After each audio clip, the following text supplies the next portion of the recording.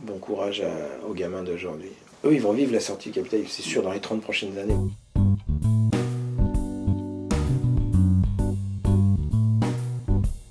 Tu l'as déjà lu? Donc j'ai pas lu La Zone du dehors, mais La Horde du contrevent est ce qui m'est arrivé de plus puissant en lecture ces 10 dernières années. Et là je suis dans les furtifs, mais j'y vais doucement parce que j'ai envie de prendre mon temps. L'équivalent d'un ordinateur que tu as acheté il y a 10 ans, ça tient dans un grain de riz aujourd'hui. Et donc ils sont en train de miniaturiser au niveau du grain de sable, au niveau de la poussière. Ça veut dire qu'on va pouvoir te coller dans la peau, dans tes vêtements, dans ce que tu bouffes. On va pouvoir te coller l'équivalent de la puissance de 10 ordinateurs pour contrôler ce que tu fais, et ça arrive dans les 10 années qui viennent. Donc on est en train de passer dans une société où on ne peut absolument plus prévoir ce qui va se passer, sauf qu'on est dans une société de contrôle total, quoi. De contrôle absolu. On va pouvoir vérifier tout. C'est pour ça que Facebook est dangereux et qu'on ne devrait pas l'utiliser. Et donc Damasio, il parle de ça, quoi. Il pose la question de qu'est-ce que ça serait une société où il n'y a plus de... où on est totalement surveillé tout le temps. Après, je me demande ce que serait une société dans laquelle il n'y aura plus de transgression possible. Parce que, tu vois, on pourrait dire ça comme ça. On pourrait dire, par exemple, avec le fichage des empreintes génétiques, il ne pourra plus y avoir de viol. Enfin, il ne pourra plus y avoir de viol dans la mesure où si tu commets un viol, tu vas immédiatement te faire gauler. Donc on pourrait dire, bon, c'est bien. Sauf qu'une société où il n'y a plus du tout de transgression possible, tu peux plus voler, tu peux plus rien faire de transgressif si tu veux. Où va se déplacer la transgression? Là, j'ai un copain qui vient d'avoir un petit garçon qui s'appelle Marius, qui a 6 mois.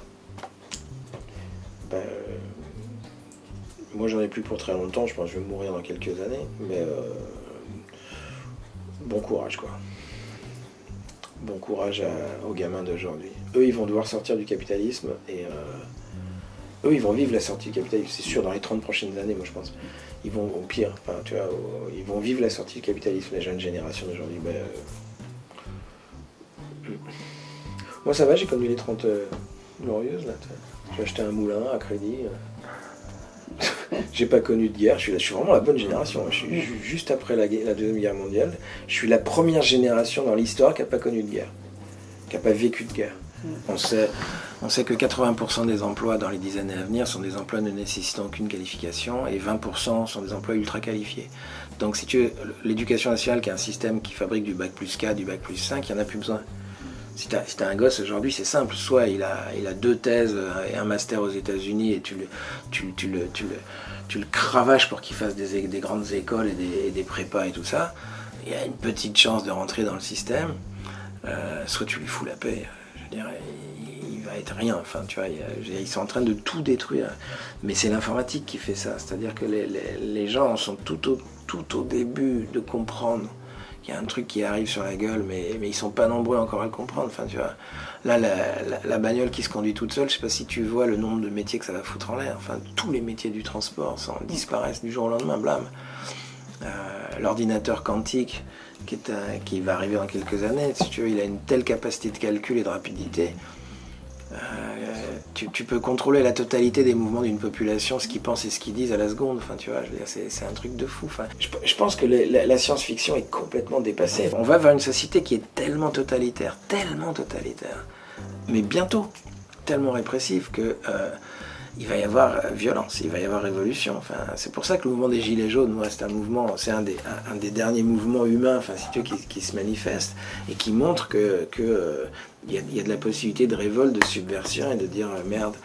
Mais t'as vu en face comment il s'en sert, enfin, je veux dire, comment il le récupère, comment il le réprime.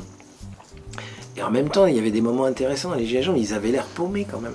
Ce que j'ai trouvé fabuleux dans les manifs du samedi, c'est qu'il n'y avait pas de manif. C'est-à-dire que les gens se contentaient d'être là. Enfin, on est là, tu vois ce que je veux dire? C'est-à-dire, c'est juste on est là, on se balade, on fait rien, tu vois. Et ça les rendait dingues. Ils disaient, mais il faut bien un manif, Bastille, République. Donc tu vois comment être subversif, c'est enfreindre les règles classiques du militantisme. C'est pour ça que les partis sont foutus. Enfin, parti de gauche, l'autre, Hamon. Les gens qui me disent, ouais, mais là, cette fois-ci, c'est un vrai socialiste. Ouais. Et tu vois comment ils proposent le revenu universel, c'est génial par rapport à Friot. Enfin, comment ils détournent l'idée du salaire à vie en le remplaçant par le revenu universel. Le revenu universel, c'est ce qu'ils vont nous filer, c'est sûr. On l'a dans pas longtemps, c'est sûr. Tiens, prends ça et ferme ta gueule. J'ai une nana sur Facebook, je m'énervais contre le revenu universel à 800 €. Elle m'écrit dans les commentaires, mais moi, 800 €, ça me suffit pour vivre. Et je lui dis, mais prends un mégaphone et va le crier devant le MEDEF. Vas-y, te gêne pas, enfin, va leur dire. Si 800 € ça te suffit pour vivre, mais qu'est-ce qu'on se fait chier à te donner plus, hein, tu vois. Va dire à un ouvrier qui peut vivre avec 800 € par mois et puis qui devrait être vegan, il va te mettre son poing dans la gueule, quoi. Tu vois. Tu connais le proverbe vegan, on ne fait pas d'omelette.